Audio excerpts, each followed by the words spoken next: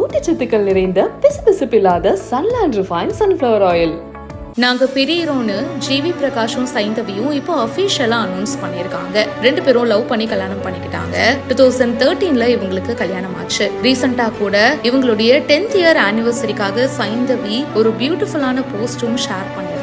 And அப்படி இருக்கும்போது நாங்க பிரிய போறோம் அப்படின்னு சொல்லிட்டு இப்ப 2 பேருமே அனௌன்ஸ் பண்ணிருக்காங்க. ஜிவி பிரகாஷ் அவரோட சோஷியல் மீடியா பேஜ்ல நாங்க ரொம்ப டிசைட் பண்ணி இந்த முடிவு எடுத்திருக்கோம். சைந்தவியும் நானும் 11 வருஷ திருமண வாழ்க்கைய முடிச்சுக்கலாம் அப்படின்னு இருக்கோம். எங்களுடைய மென்டல் பீஸ்க்காகவும் எங்களுடைய பெட்டர்மெண்ட்காகவும் மியூச்சுவல் ரெஸ்பெக்ட் இருக்கு ஒருத்தர் மேல.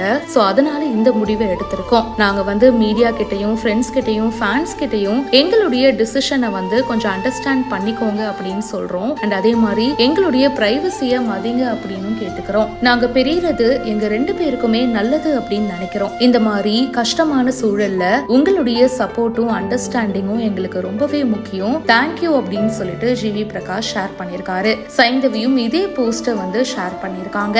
ஆரம்பத்துல ஒரு மியூசிக் கம்போசரா இன்ட்ரோடியூஸ் ஆகி அண்ட் அதுக்கப்புறமா பாத்தீங்கன்னா நிறைய படங்கள் நடிச்சிருக்காரு. Bachelor, jail, selfie, rebel and ரீசெண்டா டியர் அப்படின்னு சொல்லிட்டு அண்ட் சைந்தவி நிறைய சாங்ஸ் பாடியிருக்காங்க. இந்த கப்பலுக்கு அன்வி அப்படின்னு சொல்லிட்டு ஒரு பொண்ணும் இருக்காங்க. நிறைய பேருக்கு ஒரு ரோல் மாடலா இருந்தாங்க இந்த கப்பல். சோ இப்ப இவங்க பிரியறது அவங்களோட ஃபேன்ஸுக்கு உண்மையிலேயே டிசப்பாயின்மெண்டா தான் இருக்கு. இருந்தாலும் இவங்களுடைய இந்த டிசிஷனுக்கு நிறைய பேர் ரெஸ்பெக்ட் பண்ணுவாங்க அப்படின்னு நம்பலாம். இதை பத்தி உங்களுடைய கருத்துக்களை ஷேர் பண்ணுங்க. பிஹைண்ட் வுட்ஸுக்கு இப்பவே ஃபாலோ பண்ணுங்க.